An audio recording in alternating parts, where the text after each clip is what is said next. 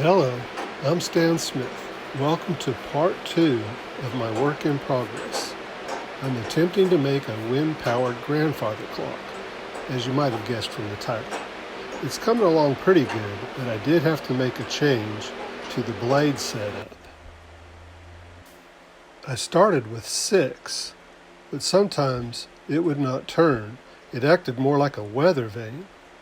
And in this simulation where I did have it turning with the fan on it, it was turning at 6.5 revolutions per minute.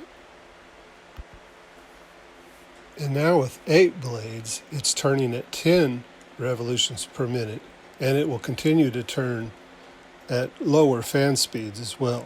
So next I'll do some more testing outside, but so far, so good. In case you're wondering, these are just temporary hands. I cut them out of cardboard. In my next video, I will be working on the clock skeleton. If you want to know what that means, this would be a good time to hit that subscribe button.